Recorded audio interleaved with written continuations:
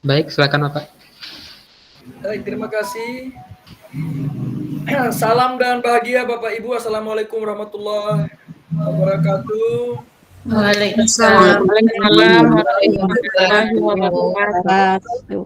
Damai sejahtera, Om Swastiastu, Namo Buddhaya, salam kebajikan, Rahayu, Salve untuk kita semua di ruang virtual ini. Apa kabar di sore hari yang indah? Semoga di sana tidak mendung. Alhamdulillah cerah. Mendung, Pak. Oh, mendung. Cerah, Pak. Kalau Cerah. yang senior-senior pasti masih teringat dengan kalimat mendung menanti hujan, surat menanti balasan. Itu dulu kan pakai surat ya. Kalau sekarang pakai WA, pakai SMS ya, banyak-banyak medsos yang bisa dipakai. Ya, baik Bapak Ibu. Senang sekali hari ini saya bisa bertemu dengan Bapak Ibu di Sumatera Barat. Jauh di fisik, dekat di mata ya. Dekat pula di hati gitu.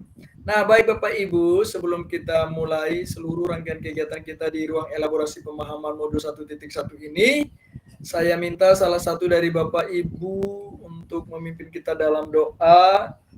Saya lihat di sini ada Pak Herianto yang sudah sangat siap untuk berdoa. Ya Pak Herianto, silakan Pak, berdoanya bersuara ya Pak ya. Assalamualaikum warahmatullahi wabarakatuh. Waalaikumsalam warahmatullahi wabarakatuh. Bapak Ibu, sebelum acara kita mulai, agar acara di video ini dapat tidak sengaja dengan beras dan jangan berdoa mulai.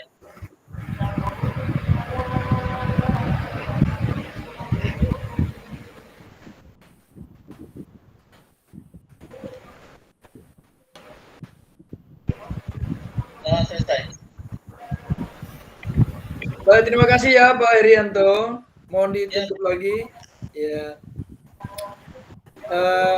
Mohon dimatikan lagi mikrofonnya Bapak Ibu yang terbuka. Ibu Sri, tolong Ibu Sri matikan dulu. Ibu Sri Amini.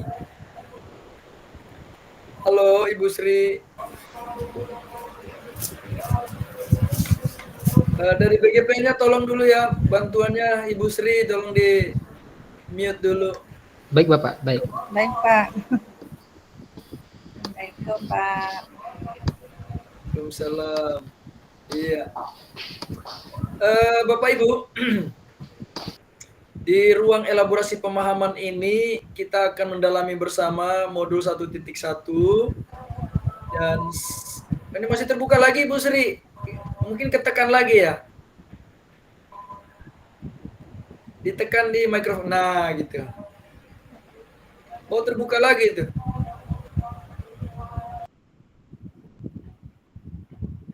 Ya, kursornya dijauhkan dari mikrofonnya, nanti dia klik sendiri. Baik Bapak Ibu, hari ini kita akan bersama-sama mendalami di ruang elaborasi pemahaman modul 1.1 filosofis Ki Hajar Dewantara, filosofis pendidikan ya. Ki Hajar Dewantara.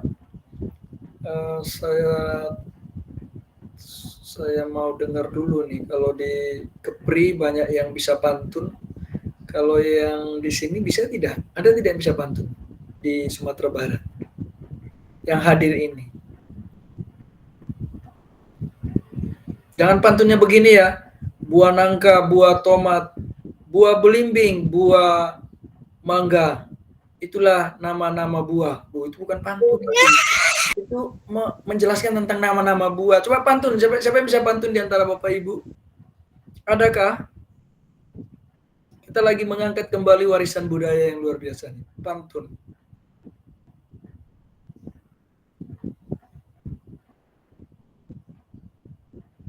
Ya, kakak dari mamaku udah berumur 103 tahun tapi pantunnya luar biasa. Kami tidak bisa menirunya karena kami tidak terbiasa berpantun di Sumba Timur. Ya, silakan yang angkat tangan tadi. Oh, Ibu Resi, silakan. Terima kasih Bapak. Pantunnya cuman untuk pembukaan aja Pak. Iya. Burung cendrawasih dari Irian Jaya. Cakep. Ditangkap oleh Pak Tani. Waduh, kasihan. Oke. Terima salam dari saya sebagai pembuka acara hari ini. Terima kasih. Iya, oke. Luar biasa.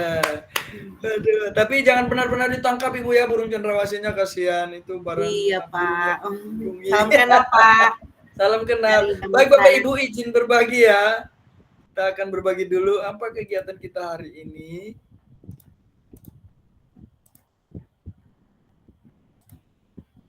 Apa sudah terlihat Bapak Ibu? Sudah, Pak. Oke. Saya minta tolong nanti salah satu fasilitatornya untuk membantu saya mempersilakan kalau ada yang nanti angkat tangan ya yang mau bicara, silakan ya Bapak fasilitator salah satu. Bapak atau Ibu fasilitator di sini yang hadir?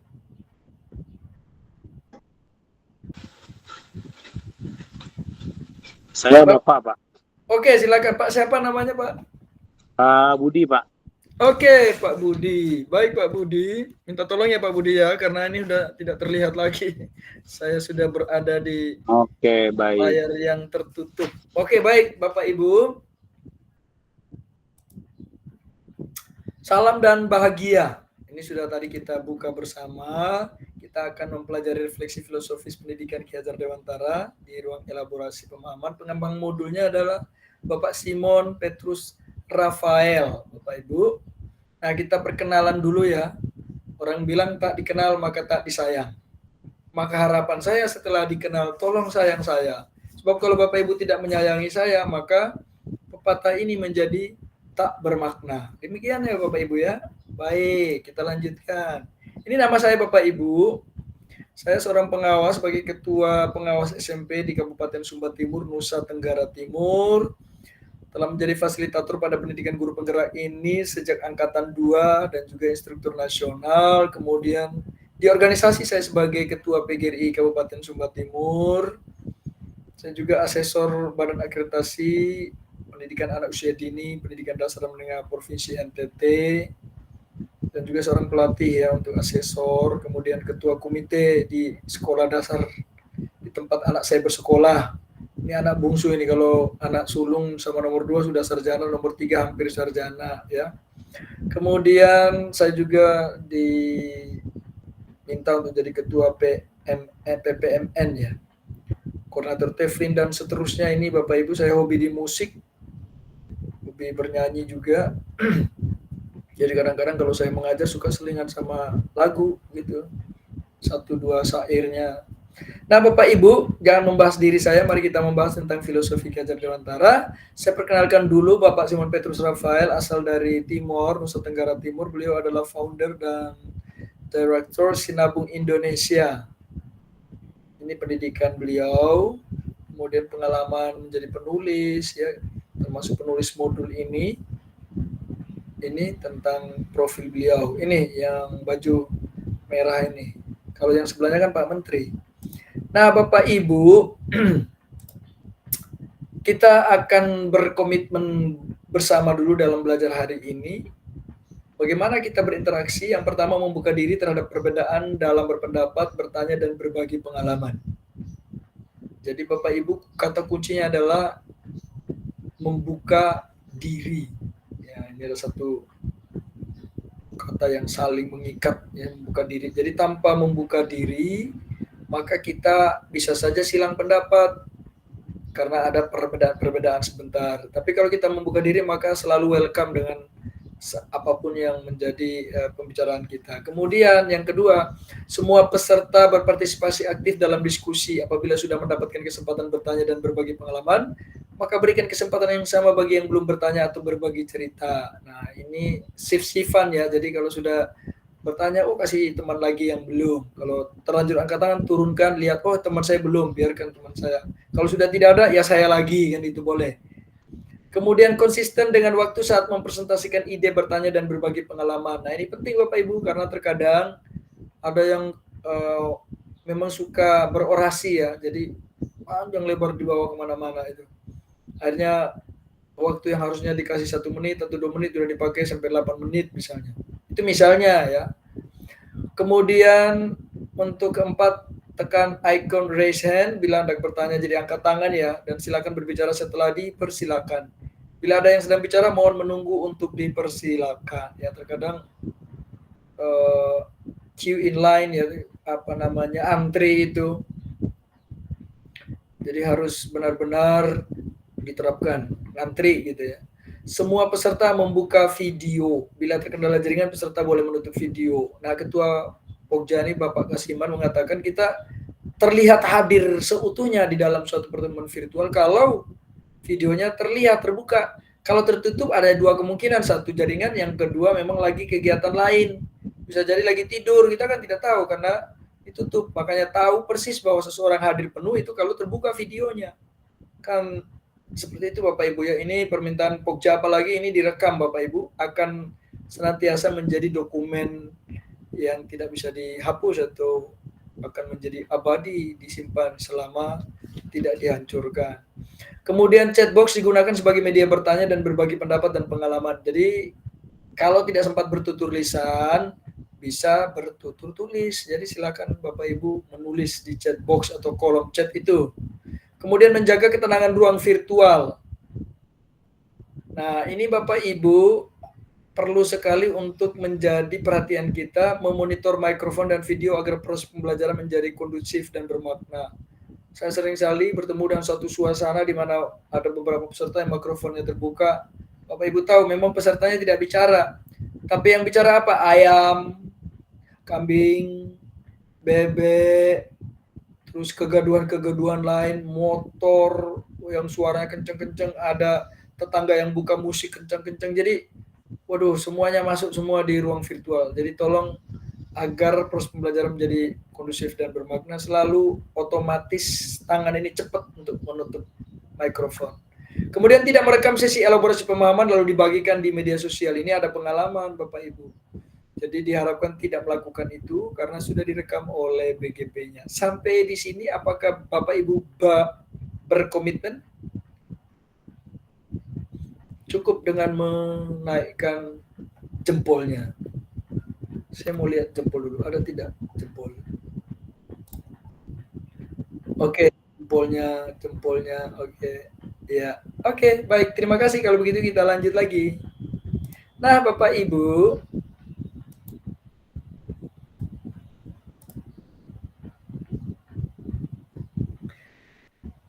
kita akan berinteraksi dengan cara hadir seutuhnya, presence and mindfulness. Hadir seutuhnya dengan kesadaran penuh, sadar bahwa Bapak Ibu ada di ruang virtual. Jangan tiba-tiba, aduh saya tidak sadar ya, saya ada di mana ya, gitu kan. Nah Bapak Ibu, mari kita uji tingkat kesadaran Bapak Ibu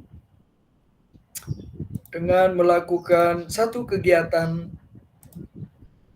yang dapat mengukur tingkat konsentrasi, karena kehadiran penuh itu identik dengan fokus atau konsentrasi. Baik Bapak Ibu, bisakah kita mencobanya? Tolong dibuka video semuanya. Bapak Ibu, perhatiannya di telinga Bapak Ibu ya. Pasang telinga baik-baik, dengarkan instruksinya, lakukan apa yang didengar, dan jangan yang dilakukan oleh saya. Bisa dipahami instruksinya Bapak Ibu? Bisa Pak. Bisa Pak. Kalimat kuncinya adalah guru berkata. Kalau saya mengatakan guru berkata, maka dilakukan. Guru berkata, pegang dagu.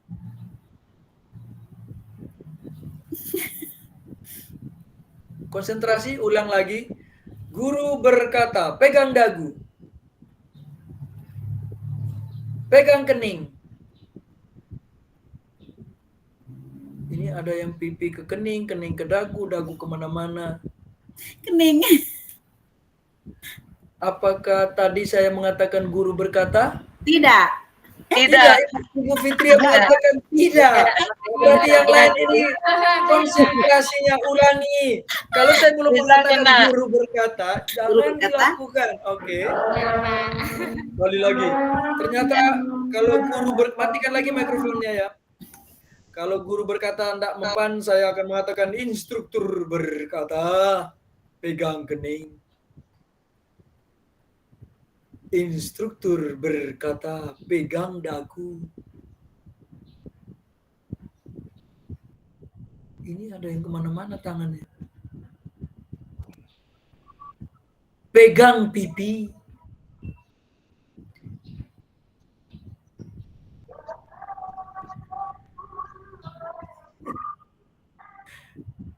Siapa yang lagi pegang pipi ya? Ibu Airina, Ibu Winarni, Pak Herianto. Apakah tadi saya mengatakan guru berkata atau belum? Tidak. Konsentrasi Bapak Ibu.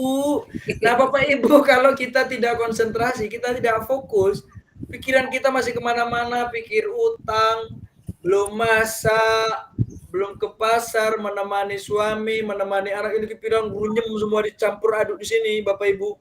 Akhirnya nanti kegiatan di luar elaborasi ini penuh dengan pikiran-pikiran lain. Jadi melatih konsentrasi ini penting ya. Nanti gitu di sekolah juga boleh dilatihkan pada anak-anak ketika mereka mulai ngelamun-ngelamun melihat ibu, matanya ke ibu, tapi kok matanya menatap lurus terus tanpa ada kedip-kedipnya, itu berarti dia lagi ngelamun ya Bapak Ibu ya. Jadi kepalanya, otaknya kemana-mana ya. Baik Bapak Ibu, apa kita bisa mulai dengan konsentrasi tinggi? Bisa, Pak. Oke, kalau begitu izinkan saya berbagi.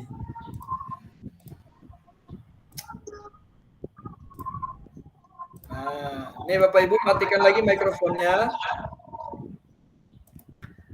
Bapak Ibu, di elaborasi pemahaman bersama instruktur diharapkan nanti setelah selesai pembelajaran ini Bapak Ibu mampu memberikan perspektif reflektif kritis tentang pemikiran filosofi Ki Hajar Dewantara dalam forum diskusi ini ya Bapak Ibu ya.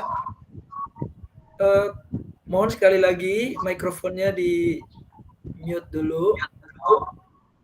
Kalau ada yang ingin follow silakan ya. Nah Bapak Ibu, diharapkan nanti Bapak Ibu dapat memiliki pemahaman reflektif kritis tentang dasar-dasar pendidikan Ki Hajar Dewantara melalui diskusi virtual bersama instruktur. Kemudian sikap reflektif kritis dalam merefleksikan dasar-dasar pendidikan Ki Hajar Dewantara pada kelas ya dan sekolah. Jadi konteks kelas dan sekolah. Bapak Ibu, tadi kita sudah berkenalan ya, semua udah. Kita akan mencoba dengan refleksi. Nah, Bapak Ibu, ada ucapan salam yang diminta agar kita terapkan di sekolah kita, salam dan bahagia. Mengapa salam dan bahagia? Ada yang tahu alasannya apa? Silakan resen.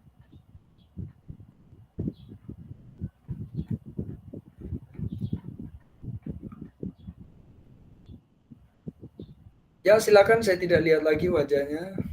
Siapa yang ngangkat tangan, silakan. Assalamualaikum. Ibu Hayati Alexandria, Pak. Oke, silakan Ibu Aryati. Terima kasih Pak. Assalamualaikum warahmatullahi wabarakatuh. Waalaikumsalam. Menurut saya mungkin ini sesuai filosofi KHD, tujuannya adalah untuk keselamatan dan kebahagiaan siswa Pak. Terima kasih Pak. Oke, baik, terima kasih. Sesuai dengan filosofi KHD mengenai pendidikan untuk keselamatan dan kebahagiaan. Bapak Ibu, terima kasih ya Ibu Aryati. Ketika Bapak Ibu menyampaikan salam dan bahagia, itu ada doa di dalam. Ada harapan di dalam hati Bapak Ibu agar anak-anak Bapak Ibu selamat dan bahagia. Ketika Bapak Ibu mengucapkan salam dan bahagia, tentu tidak bisa begini, salam dan bahagia. Bapak Ibu sendiri tidak bahagia, bagaimana menyampaikan atau menyebarkan kebahagiaan bagi orang lain. Jadi sesungguhnya dengan salam dan bahagia yang diucapkan ini, kita dilatih untuk sekaligus introspeksi diri agar bahagia juga. Karena aura kebahagiaan itu bernilai positif dan dapat berdampak pada orang untuk bahagia. Orang bijak mengatakan, tertawalah maka dunia akan tertawa menangislah, dunia akan menangis. Jadi kalau kita bahagia, maka dunia akan bahagia. Demikian Bapak Ibu. Ada 4 pertanyaan reflektif. Saya minta Bapak Ibu konsentrasi benar dengan pertanyaan ini. Sebentar di akhir sesi, Bapak Ibu diminta untuk berefleksi. Yang pertama, pikirkan dan tuliskan satu pengalaman Bapak Ibu terkait proses pembelajaran yang mencerminkan pemikiran Ki Hajar Dewantara. Sekali lagi, pengalaman yang mencerminkan pemikiran Ki Hajar Dewantara itu seperti apa? Yang kedua, bagaimana perwujudan menuntun yang Bapak Ibu lihat dalam konteks sosial budaya di daerah Bapak Ibu? Kemudian, mengapa pendidikan Indonesia perlu mempertimbangkan kodrat alam dan kodrat zaman? Mengapa? Ini juga merupakan pertanyaan. Lalu, apa relevansi pemikiran KHD, pendidikan yang berhamba untuk berpihak pada anak dalam peran Bapak Ibu sebagai pendidik? Diharapkan nanti setelah materi ini Bapak Ibu simak baik-baik dan bisa untuk menyampaikan ini sebentar ya. Baik Bapak Ibu, kita boleh lanjutkan dulu tentang dasar-dasar pendidikan Ki Hajar Dewantara. Saya coba merangkum pertanyaan Bapak Ibu yang ada di LMS. Yang lainnya ini cukup banyak ya, ada sekitar 28 pertanyaan. Ya kita coba rangkum karena mirip-mirip ini. Yang pertama, bagaimana menerapkan pembelajaran yang bersifat menuntun peserta didik yang bersifat heterogen? Wah, ini ada anak beragam kok, menuntun bagaimana ini? Kalau kita menuntun orang buta kan gampang, tinggal pegang tangan orang butanya jalan. Tapi kalau ada orang buta, orang lumpuh, tuna grahita, tuna daksa, dan banyak tuna yang lain sekalian begitu, itu bagaimana ya? Nah, ini juga jadi pertanyaan ya. Tapi khusus untuk yang bertanya ini, menuntun. Kemudian yang kedua, bagaimana menciptakan pembelajaran yang menyenangkan bagi peserta didik sesuai dengan semboyan. Jadilah guru yang kedatangannya dalam kelas selalu dirindukan oleh murid. Pertanyaannya benar-benar menggelitik ya. Ini bagaimana ya supaya dirindukan? Jangan sampai didoakan. Nah, doanya macam-macam Bapak Ibu anak sekolah itu. Kan Bapak Ibu pernah sekolah juga. Semoga hari ini guru tidak masuk. Semoga hari ini banyak rapat. Semoga hari ini gurunya lagi sibuk. Semoga hari ini gurunya pingsan. Sampai doanya begitu. Semoga guru ini hari ini bapaknya sakit atau ibunya sakit. Nah, kalau sudah begitu berarti tidak dirindukan. Nah, bagaimana menciptakan pembelajaran menyenangkan itu? Lalu bagaimana langkah-langkah yang tepat agar kita mudah mengidentifikasi kodrat alam pada murid yang sangat beragam di kelas? Kodrat alam ini bagaimana dikenali ya? Kemudian bagaimana guru dapat menghamba kepada muridnya jika guru tidak punya waktu untuk merancang metode dan media yang bervariasi disebabkan karena jabatan rangkap. Ruwet nih Pak. Kemudian bagaimana solusi yang terbaik untuk memantapkan penerapan nilai-nilai KHD di sekolah, sedangkan di sekolah masih ada guru senior yang masih memegang paham lama yang kurang seiring dengan pemikiran KHD. Kira-kira yang bertanya ini, berapa banyak sih guru senior yang seperti itu di sekolahnya? Dia itu dari marga apa? Kalau ke sekolah biasa naik apa? Ada Bapak Ibu? Masih ada ya? Masih banyak ya? Halo Bapak Ibu. Ya Pak. Ya, halo Pak. Yang bertanya kira-kira bisa disampaikan seperti apa sih yang masih memegang paham? Ini biasanya orang kalau di bank ini memegang saham atau di perusahaan memegang saham ya. Kalau ini memegang paham. Paham lama ini. Paham lama seperti apa sih paham lama? Boleh disampaikan dulu biar clear.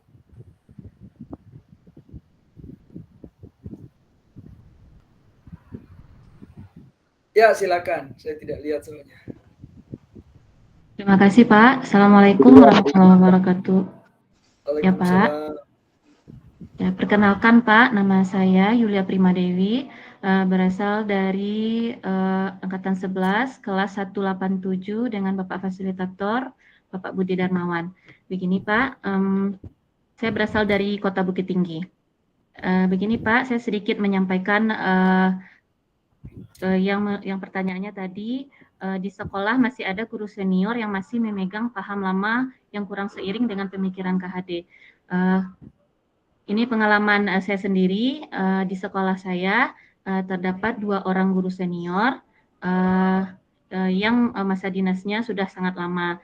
Nah, paham guru senior yang masih memegang paham lama ini maksudnya Pak, guru masih saja memberikan pembelajaran kepada siswa, itu pusatnya itu dari guru tersebut Pak. Jadi beliau menganggap anak ini kalau ilmunya tidak datang dari guru tersebut, anak itu tidak akan paham, begitu Pak. Sedangkan yang kurang seiring dengan pemikiran KHD bahwa guru sifatnya hanya menuntun dan membimbing siswa, bukan ilmu tersebut, pengalaman tersebut bukan datangnya dari guru saja. Nah, itu yang kurang seiring dengan pemahaman KHD, Pak.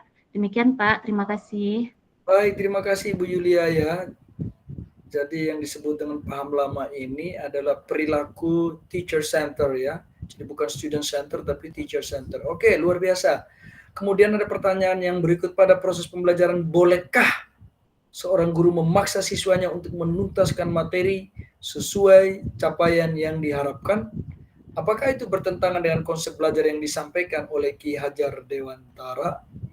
Bapak Ibu, saya tidak akan menjawab satu persatu pertanyaan ini, tetapi jawabannya akan Bapak Ibu temukan sebentar di dalam pemaparan materi. Kalau ada yang masih kurang, boleh angkat tangan untuk klarifikasi. Demikian ya Bapak Ibu ya.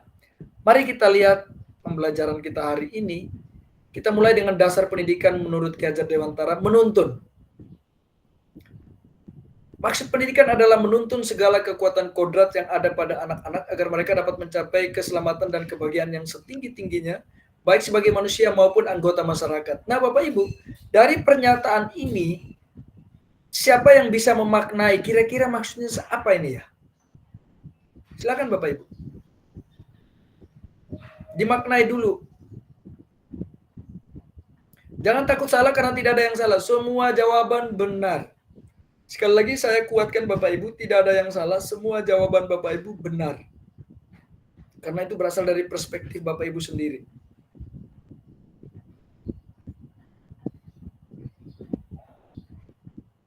Ayo Bapak Ibu guru penggerak. Ya, silakan, saya tidak lihat siapa, Bapak Fasil. Pak Budi siapa ya? Ibu Ayu Kartika, Pak. Ya, silakan. Assalamualaikum warahmatullahi wabarakatuh. Waalaikumsalam. Terima kasih atas kesempatannya, Pak. Perkenalkan, saya Ayu Kartika, calon guru penggerak angkatan 11 dari kelas 187 dengan Bapak Fasil, Bapak Budi Darmawan. Di sini ada dasar pendidikan Ki Hajar Dewantara, yaitu menuntun. Maksud pendidikan itu adalah menuntun. Menuntun di sini menurut saya adalah membimbing, mendampingi seperti pembahasan dari pembelajaran Ki Hajar Dewantara, di mana guru di depan menjadi teladan, di tengah menjadi pendamping, di belakang menjadi motivator bagi seorang siswa. Karena murid sejatinya sudah membawa kodratnya masing-masing sejak lahir.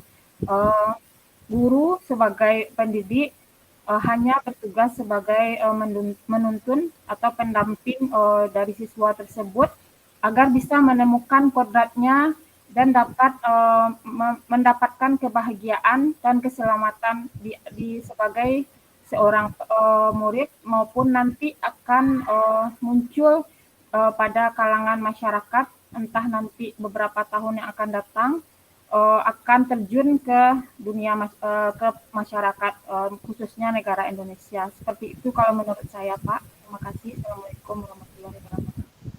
Baik, dengan Ibu siapa tadi ya? Ayu Kartika, Pak. Ibu Ayu, terima kasih Ibu Ayu. Kita beri aplaus dulu untuk Ibu Ayu. Oh, ada lagi ya? Ada lagi? Ada Pak. Ya, silakan. Kalau menurut saya ya Pak, menuntun itu memiliki makna mengajak, menggerakkan peserta didik cara yang terbaik dengan tanda kutip bukan membela anak di saat akan sudah menerima hasil yang dicapai, tapi di saat anak mengambil manfaat tidak kemudian terhadap kewajibannya, dan pada saat anak tidak memiliki etika, dan kita sebagai pendidik tidak hanya mengajar tetapi membentuk kepribadian peserta didik dengan akhlak yang lebih baik. Lebih wajar kata didik menerima hasil yang kurang bagus karena sejatinya mereka yang menemukan hasil tersebut, kita hanya sebagai fasilitatornya saja. Sekian Pak, terima kasih. Oke, baik. Jadi konsep dari Pak siapa ya? Herianto Pak. Ya. Dari Herianto. Oh, Daryanto. Baik Bapak Daryanto. Hayatul Muna. Ya, jadi menurut Bapak Daryanto tadi menuntun sama dengan memfasilitasi ya di sini ya. Oke, baik. Bapak Ibu, ketika kita melihat maksud pendidikan itu adalah menuntun, maka yang ada di pikiran kita adalah bentuk pembelajaran seperti yang disebutkan tadi oleh Ibu Ayu dan juga Pak Daryanto, bahwa menuntun di situ bisa menjadi contoh, bisa membersamai, bisa menjadi motivator, bisa mengajar, bisa juga mendidik. Itu proses menuntun ya. Apa yang dituntun Bapak Ibu? Segala kekuatan kodrat yang ada pada anak-anak. Jadi kita tidak menuntun salah satunya, tapi seluruh yang ada pada anak itu. Seperti apa adanya anak itu, itulah yang kita tuntun. Mengapa perlu penuntunan yang seperti itu? Agar mereka mencapai keselamatan dan kebahagiaan yang setinggi-tingginya. Jadi standarnya itu adalah standar maksimal, bukan standar minimal Bapak Ibu, setinggi-tingginya. Kalau kita di sekolah punya standar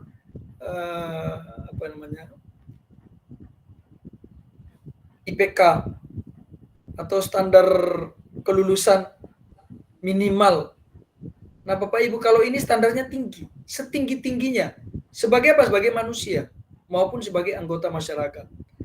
Makna yang terkandung di sini adalah bahwa ketika dia hadir di dalam hidup pribadinya dan juga hidup sosialnya, anak ini tidak menjadi pengganggu, anak ini tidak menjadi benalu, anak ini tidak menjadi orang yang menyusahkan, merugikan, tetapi bisa menjadi manusia yang mandiri, bertanggung jawab dengan segala yang dia perbuat dan keputusan-keputusan baik yang dilakukan, dan juga dia bisa survive, artinya dia selamat, tidak jadi perampok, tidak jadi pencuri, tidak menjadi orang-orang yang tidak berguna sampah masyarakat. Dan di tengah-tengah kehidupan masyarakat, dia menjadi makhluk hidup, makhluk sosial yang bisa berinteraksi dengan baik. Ini adalah harapan tertingginya.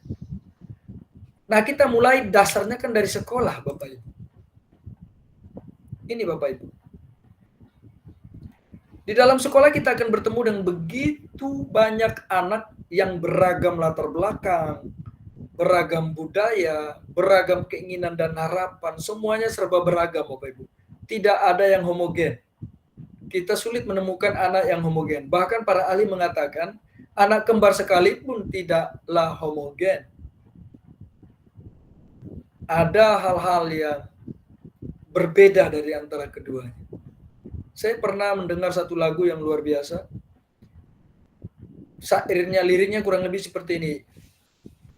Rambutku mirip dia, hidungku mirip dia, mataku mirip dia, bibirku mirip dia, tapi ada bedanya, coba-cobalah terka. Kalau kami serupa, tapi tak sama. Jadi mirip-mirip, tapi kok berbeda. Itulah heterogen. Dan tugas Bapak Ibu adalah apa Bapak Ibu? Menuntun tumbuh dan hidupnya kekuatan kodrat pada masing-masing anak tersebut. Kita hanya bertugas memperbaiki lakunya. Laku yang dimaksud adalah hal-hal yang berhubungan dengan garis-garis tipis, garis putus-putus yang telah ada Jadi kalau seandainya dalam kehidupan anak itu dia berlaku atau berperilaku keluar dari alur norma rel yang telah ada di dalam kehidupan kemasyarakatan, maka tugas guru adalah memperbaiki lakunya. Dan kita tidak bisa mengubah anak itu. Itu hanya Bruri yang mengatakan buah semangka berdaun sirih.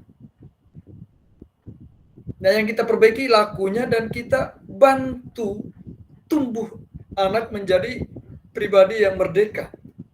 Seperti apa pribadi yang merdeka itu? Ini Bapak Ibu kita lihat.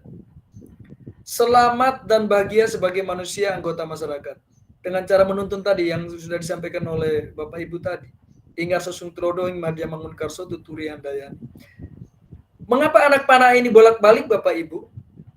Karena pada dasarnya ketika kita berada di sekolah, kita sudah memberikan teladan, kok anak ini belum bisa ya, kita bersamai. Setelah dibersamai, anak ini ternyata sudah bisa mandiri, kita tuturi handayani. Dari belakang memberi motivasi. Oh, anak ini berperilakunya keluar jalur, kita bersamai lagi. Wah, ternyata dia masih butuh scaffolding, itu masih butuh contoh-contoh. Kita beri lagi teladan, ingat susung telodo. Jadi bolak-balik. Tidak selesai dengan ingarso, ingmarja, tuturi, handayani, selesai. Tidak. Ini kan bolak-balik. Jadi perilaku ini dalam proses menuntun, satu saja harapannya. Adalah menuntun anak agar selamat dan bahagia sebagai manusia dan anggota masyarakat. Apakah setelah dia dewasa dia dikatakan sebagai anggota masyarakat? Tidak. Dari kecil dia sudah jadi anggota masyarakat. Jadi kalau di dalam kehidupan anak di sekolah, di rumah, anak berperilaku tidak beretika, melakukan tindakan-tindakan yang mengganggu ketertiban di luar sekolah maupun di dalam sekolah sekalipun. Nah, ini artinya bahwa secara tujuan tadi anak belum selamat dan bahagia sebagai manusia dan sebagai anggota masyarakat. Jadi dimulai dari sekarang. Sampai kapan? Sampai dia tidak ada lagi di dunia ini. Berdampak panjang, Bapak Ibu. Inilah tugas seorang guru yang mulia itu. Nah, Bapak Ibu kan nanti ketika lulus dari program ini akan menjadi seorang kepala sekolah dan pengawas sekolah. Kira-kira konsep menuntun yang menurut Bapak Ibu, kalau tadi kita bicara tentang siswa ya, sekarang menuntun dalam konsep Bapak Ibu akan menjadi seorang kepala sekolah dan pengawas. Dari sub-indikator yang ada ini, ada 1, 2, 3. Kira-kira upaya apa yang Bapak Ibu akan lakukan untuk menguatkan peran Bapak Ibu sebagai penuntun tadi? Baca baik-baik ya, 1.1.1 ini makna, tujuan, dan pandangan hidup yang ini ya, berdasarkan prinsip moral dan keyakinan terhadap Tuhan Yang Maha Esa dalam menjalankan peran sebagai kepala sekolah dan pengawas sekolah. Cara adaptif melakukan pengembangan diri untuk meningkatkan pembelajaran dan mutu layanan satuan pendidikan yang berpusat pada peserta didik, dan interaksi aktif dan empati terhadap peserta didik dan empati terhadap peserta didik dalam pengambilan keputusan. Silakan Bapak Ibu. Ini ada yang fungsinya sebagai kepala sekolah dan pengawas. Ya, silakan. Siapa nama? Ibu Resi sama Bu Usni sudah angkat tangan dari tadi, Pak. Oh, Ibu Resi, silakan Bu Resi. Itu masalah yang tadi juga Pak, belum masuk ke yang dasar nih. Tapi nggak apa-apa juga Pak. Terima kasih ya Pak, karena back ke belakang lagi ya Pak ya. Jadi istilahnya dalam hal ini saya mungkin dapat mengambil kesimpulannya bahwa anak-anak kita itu adalah unik. Mereka berhak untuk menjadi manusia sejatinya karena nantinya mereka akan memanusiakan manusia. Betul nggak Pak? Tidak ada yang salah, Bu. Saya sudah sampaikan. Jawaban semuanya benar. Oke, baik. Terima kasih, Ibu Resi. Bagaimana dengan Ibu Usni? Ibu Usni banyak sholat, Pak. Oh iya. Adakah yang mau menyampaikan pendapatnya mengenai pertanyaan satu ini? Apa upaya yang perlu Bapak Ibu lakukan untuk menguatkan? Pak. Ya? Pak Abdullah. Pak Abdullah, silakan Pak Abdullah. Terima kasih sebelumnya atas waktunya. Mencoba menyampaikan apa satu upaya yang perlu Bapak Ibu lakukan untuk menguatkan peran tersebut. Kalau di sini kita sebagai kepala sekolah yang berperan di dalam prinsip menuntun, kita kembali diingatkan dengan firman Allah, kullukum ra'in wa kullukum mas'ulun an ra'iyah. Setiap kita adalah pemimpin dan setiap kepemimpinan kita itu akan diminta pertanggungjawabannya. Dalam artian kaitannya dengan makna menuntut di sini adalah kita tentu mempunyai tanggung jawab yang penuh sebagai pimpinan, maka ketika kita menjadi pemimpin itu kita ingat bahwasanya apa-apa yang kita lakukan itu harus kita laksanakan dengan sebaik-baiknya, dengan memperhatikan bawahan kita mempertimbangkan segala aspek nantinya sehingga tidak ada yang dirugikan seperti itu. Mungkin demikian Bapak. Terima kasih. Assalamualaikum warahmatullahi wabarakatuh. Oke, luar biasa. Kita beri aplaus dulu untuk Pak Abdullah. Ini udah komplit ini jawabannya, luar biasa. Bapak Ibu, saya tidak mengulang ya. Nah, Bapak Ibu, kita lihat pada konsep kodrat anak ini. Tolong dimatikan dulu mikrofonnya. Nah, manusia merdeka dalam dasar-dasar pendidikan KHD ini adalah manusia yang hidupnya, lahir atau batinnya tidak tergantung kepada orang lain, tetapi bersandar atas kekuatan sendiri. Ini jangan sampai dimaknai menjadi manusia yang egois, manusia yang asosial, tidak mau berhubungan dengan orang lain, tidak mau berkolaborasi karena saya udah bisa semua. Jangan sampai diterjemahkan seperti itu. Bukan seperti itu maknanya ya Bapak Ibu ya. Manusia merdeka yang dimaksud di sini, manusia yang hidupnya, lahir dan batinnya tidak tergantung kepada orang lain, akan tetapi bersandar atas kekuatan sendiri adalah manusia yang berani untuk mengambil tindakan secara bertanggung jawab. Apa yang disampaikan oleh Pak Abdullah tadi tepat. Mempertanggungjawabkan tindakan atau keputusan yang dibuat. Nah, di sini kalau kita lihat dengan maksud pengajaran dan pendidikan yang berguna untuk kehidupan bersama, di saat itu Bapak Ibu, kondisi bangsa Indonesia yang akan mengenyam pendidikan itu sangat sulit. Ada satu bentuk diskriminasi kepada orang-orang terjajah dan orang merasa terbelenggu dan tidak merdeka.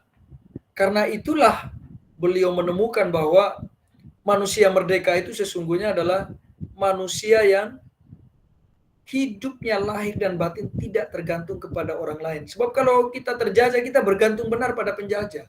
Kita tidak bebas memberikan pendapat, kita tidak bebas melakukan hal-hal untuk diri kita maupun untuk orang lain.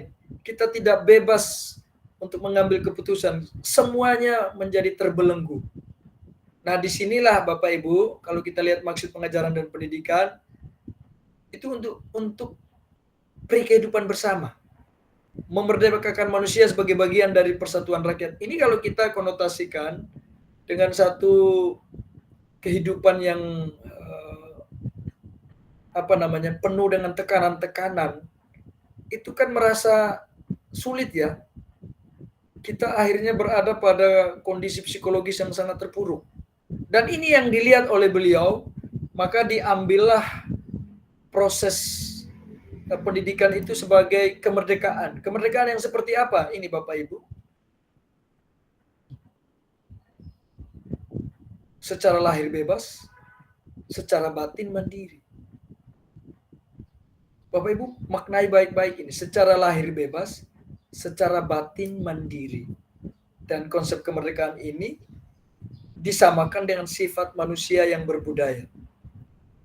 Kalau bicara tentang manusia yang berbudaya adalah manusia yang mengikuti norma-norma yang berlaku, aturan-aturan yang berlaku. Jadi kemerdekaan kita bukanlah kemerdekaan yang sebebas-bebasnya, tetapi kemerdekaan yang bertanggung jawab.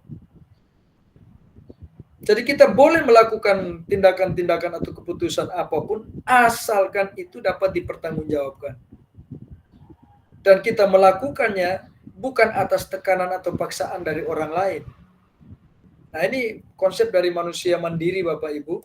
Kalau kita lihat di dalam deskripsi selanjutnya, beliau mengatakan berata kemerdekaan itu bukan hanya tidak terperintah saja, akan tetapi juga harus juga dapat menegakkan dirinya dan mengatur pri kehidupannya dengan tertib. Ini konsep manusia merdeka.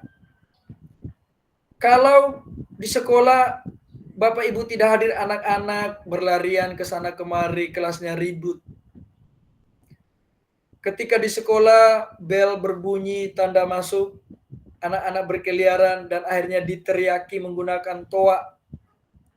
Apakah itu yang disebut dengan kemerdekaan? Tidak, Bapak Ibu.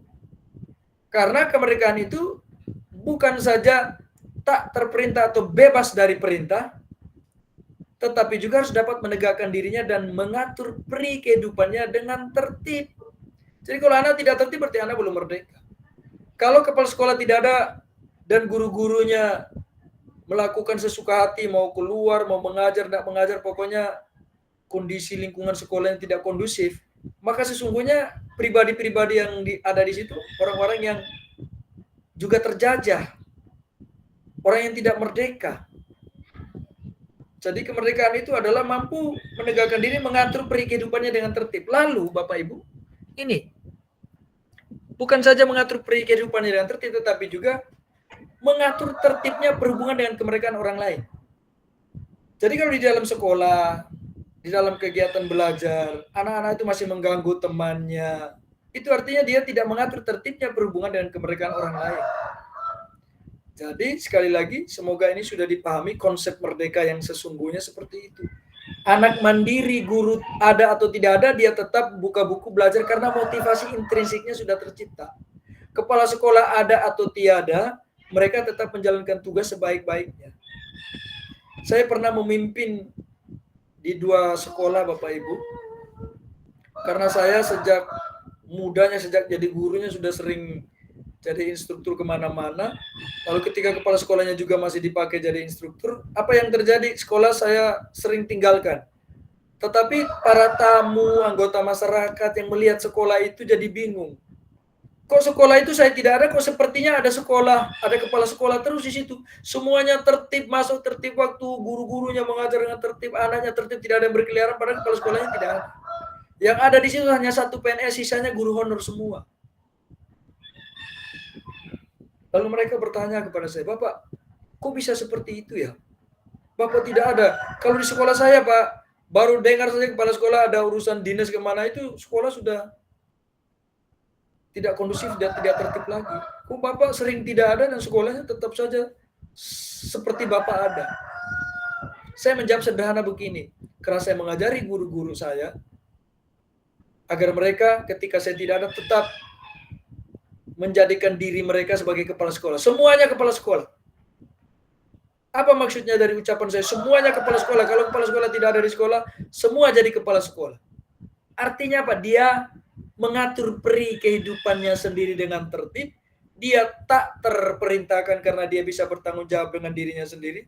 Lalu dia juga mengatur perhubungan, tertibnya berhubungan dengan kemerdekaan orang lain. Orang mau belajar dan sebagainya. Mereka goyang kepala, oh begitu, kok bisa seperti itu? Ya itu bukan proses sehari 2 hari. Kita membimbing guru tidak sehari 2 hari, kita membimbing siswa tidak sehari 2 hari. Panjang prosesnya. Tapi itu hasilnya. Jadi begitu Bapak Ibu ya.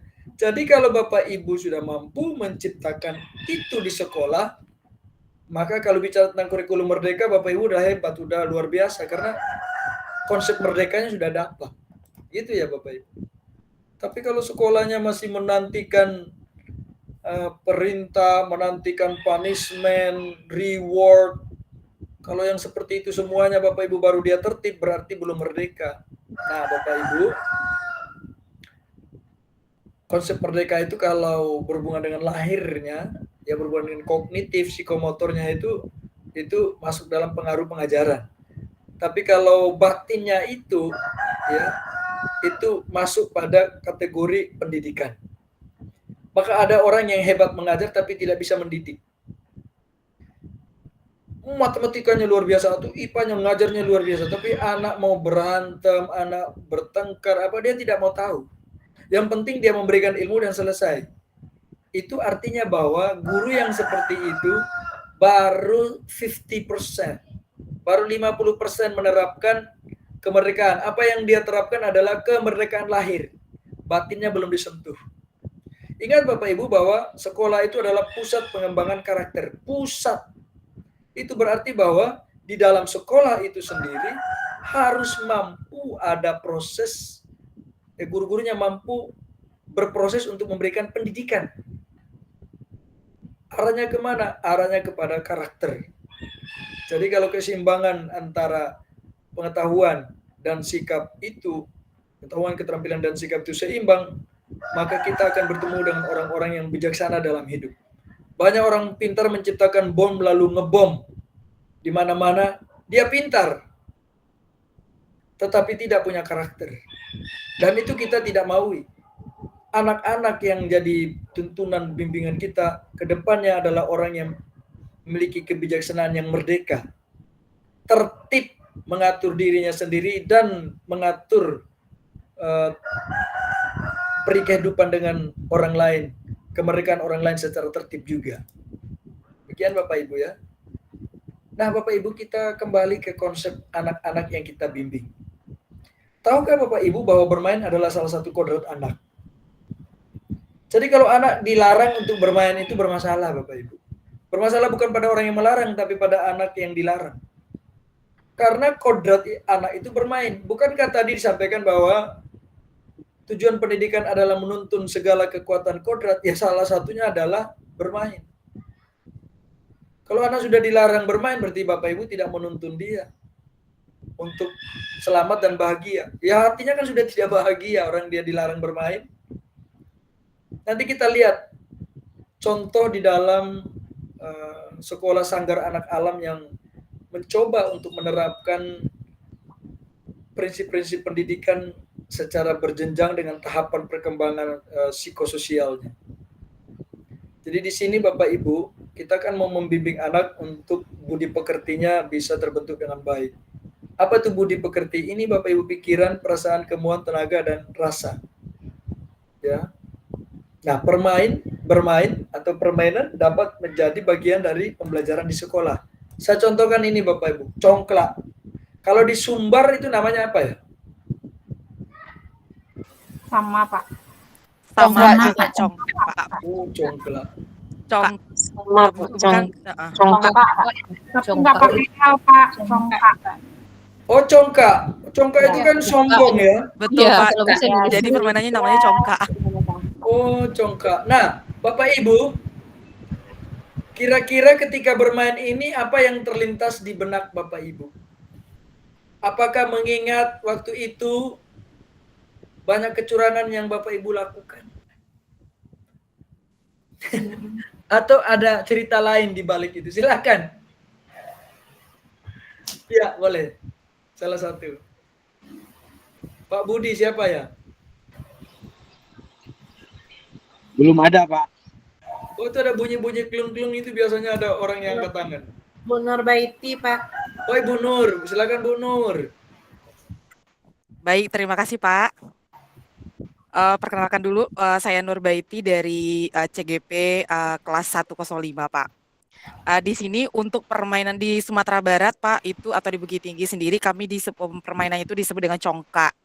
Nah, dari permainan ini saya waktu dulu sering sekali bermain ini. Di situ tingkat kecurangannya tinggi Pak.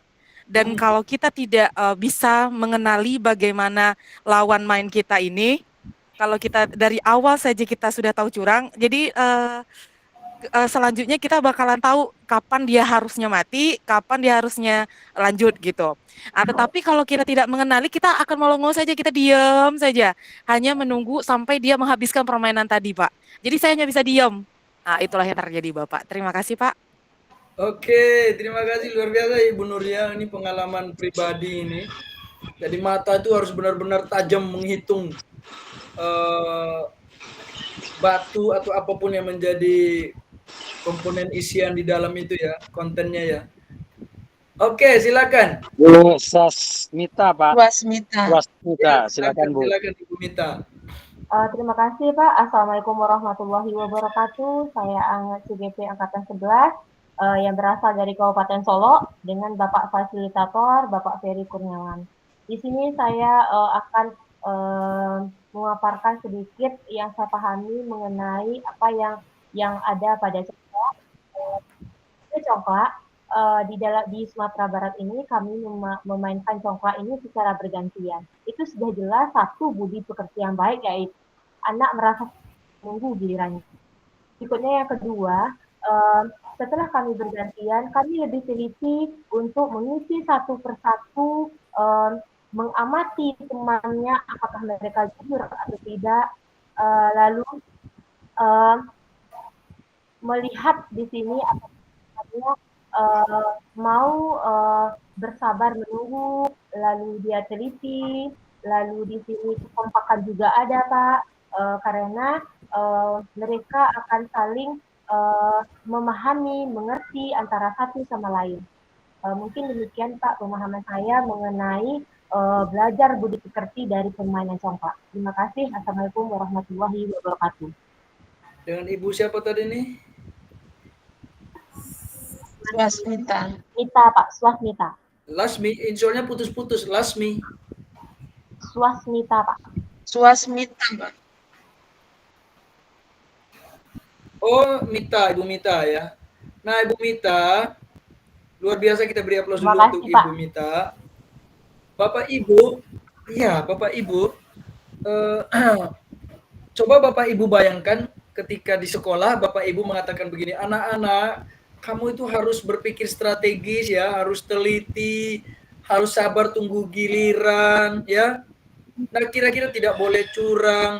Kalau omong-omong begitu saja, apakah anak-anak bisa meresapinya dengan dalam, Bapak Ibu? Tidak sepenuhnya. Iya, kalau kita hanya omong-omong, lip service saja, maka orang bilang dengar sebelah kiri, tembus sebelah kanan telinga. Tetapi kalau kita suruh bermain begini, kita ajari dia untuk teliti, pasti dia teliti. Kita ajari dia untuk strategis melihat, pasti dia akan strategis. Kita suruh dia antri, pasti dia akan ngantri karena tidak boleh merampas hak temannya dalam permainan itu. Jadi sungguh nilai-nilai terapan itu dapat diimplementasikan kalau Bapak Ibu menghadirkan itu di dalam kegiatan menuntun Bapak Ibu. Jadi kalau kita hanya teoritis semua, sulit Bapak Ibu. Tolong dimatikan dulu mikrofonnya Bapak Ibu. Masih ada yang terbuka? Coba lihat masing-masing mikrofonnya. Nah, baik Bapak Ibu. Nah, disinilah letaknya mengapa Bapak Ibu diminta untuk kembali mengangkat hal-hal baik begini sebagai kearifan lokal di tempat Bapak Ibu untuk mengajarkan nilai-nilai moral yang baik pada anak, nilai laku. Jadi kalau anak yang kurang teliti, anak yang kurang strategis, ya Bapak Ibu dapat menebalkan lakunya dengan cara seperti ini, bisa dengan bermain. Ini ada juga gobak sodor. Kalau di Sumatera Barat apa namanya? Campur. Galah, Pak. Galah, Pak. Main galah, Pak. Oh, main galah. Nah, Bapak Ibu, kalau kita lihat ya, ini ya, di permainan congklak ini, pikiran, kognitif, daya ciptanya ini benar-benar diwujudkan dengan nyata. Lalu ada perasaan emosi relasi tadi ya, bersabar, menunggu giliran. Bapak Ibu tahu tidak, orang-orang di luar negeri ketika ditanya, Pak, kalau bagi Bapak, yang Bapak dambakan anak juara matematika dapat 10 atau antri, Pak? Maka dia akan menjawab, lebih baik anak saya bisa antri daripada matematikanya 10. Jadi Bapak Ibu jangan heran ketika orang Jepang itu kalau bilang antri, benar-benar antri. Orang di luar negeri itu antri ya antri. Karena itu dibimbing, dituntun benar-benar anak itu bisa hidup sebagai anggota masyarakat yang baik. Ya. Tapi kalau di Indonesia ini ngantri agak susah. Agak susah Bapak Ibu. Karena kita dari kecil tidak mengajarkan itu pada anak-anak. Akibatnya anak itu pintar tapi tidak berkarakter. Nah, inilah yang penting. Dari mana? Kalau kita hanya omong-omong saja sesuai dengan bacaan, susah Bapak Ibu. Ajak dia untuk berperilaku dengan permainan. Dengan cerita inspiratif boleh. Dengan cerita-cerita rakyat boleh. Jadi banyak hal yang dapat membentuk karakter anak. Tapi jangan pernah menggunakan punishment atau reward. Karena itu tidak akan memberi karakter itu bentuk daripada kehidupan atau budaya yang gagal. Jadi kesuksesannya itu terhalangi atau gagal istilahnya. Kemudian kalau kita lihat tadi permainan gubuk sodor kan penuh dengan gerak-gerak ya.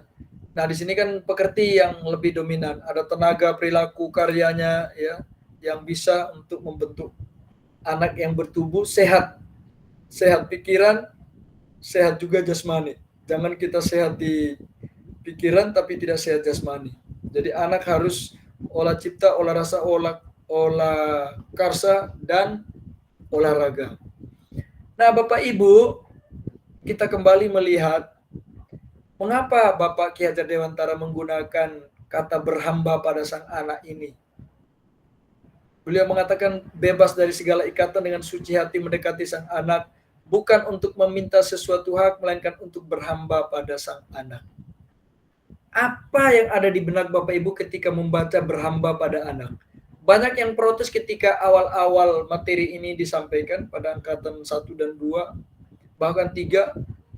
Mereka protes kenapa kata berhamba Pak, sampai viral itu. Kok kurikulum sekarang menggunakan berhamba? Karena kata hamba itu sendiri identik dengan adanya Tuhan. Tuhan hamba. Hamba itu sinonim dengan budak. Budak itu sinonim dengan orang yang terjajah. Nah, kenapa itu dijadikan kata yang difokuskan dalam pendidikan? Menurut Bapak Ibu sendiri, maknanya apa? Ada yang mau menjawab? Silakan. Ibu Nur Baiti. Ibu Nur lagi, silakan Ibu Nur. Habis itu Bu Ayu. Baik. Baik, terima kasih Pak. Baik, terima kasih Pak Budi yang sebagai fasilitator kami. Begini Pak, berhamba di sini menurut konsep pemikiran saya adalah ketika kita berhamba kepada Tuhan, otomatis kita melakukan sesuatu yang terbaik yang disenangi oleh Tuhan. Nah, begitu juga ketika kita menghambakan diri kepada anak, maksudnya di sini adalah ada target yang ingin kita capai dari anak, maka kita harus melakukan sesuatu berdasarkan kodrat alam dan kodrat zamannya anak, sehingga anak menyenangi hal yang ingin kita berikan, begitu Bapak. Kemudian dari hal itu juga kita bisa mengupayakan sesuatu yang untuk memberi daya tarik kepada anak, anak menyenanginya, dan anak mampu untuk melakukannya. Demikian Bapak. Oke, baik, terima kasih. Kita beri aplaus dulu untuk Ibu Mita ya. Kok Ibu Mita sih? Bu Nur sekarang Ibu Pak. Nur, Ibu Nur. Ya, Ibu Nur. Terima kasih banyak. Oke, pemahamannya seperti itu. Pak Kusno, silakan.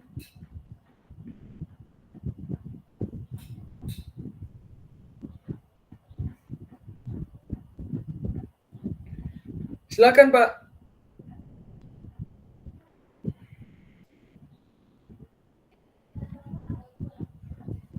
Halo, Bapak. Bu Rahmi aja, Pak. Oke, Bu Rahmi, silakan. Ya, baik Pak. Terima kasih atas kesempatan yang diberikan, Pak. Di sini kata-kata menghamba menurut pendapat saya tidak jauh berbeda dengan pendapat Ibu yang barusan. Di sini menghamba menurut saya adalah memberikan kebebasan kepada peserta didik untuk berkembang sesuai dengan bakat dan minat yang dimiliki. Ketika dia contoh analogi sederhananya seperti ini, Pak. Ketika murid kita maunya nasi goreng, ya kita sebagai guru memberikan nasi goreng, tidak memaksakan harus memakan soto atau yang lainnya, begitu Pak. Jadi menghamba di sini kita berikan kesempatan yang seluas-luasnya kepada murid, mereka mau apa, dan kita layani mereka sesuai apa yang dia butuhkan, bukan sesuai dengan apa yang kita inginkan. Mungkin begitu Pak. Terima kasih. Baik, terima kasih ya Ibu. Luar biasa ini analoginya. Saya kok jadi teringat kalau di rumah ya, terkhusus nih ibu-ibu nih, udah masakin misalnya tahu goreng, kemudian ada tempe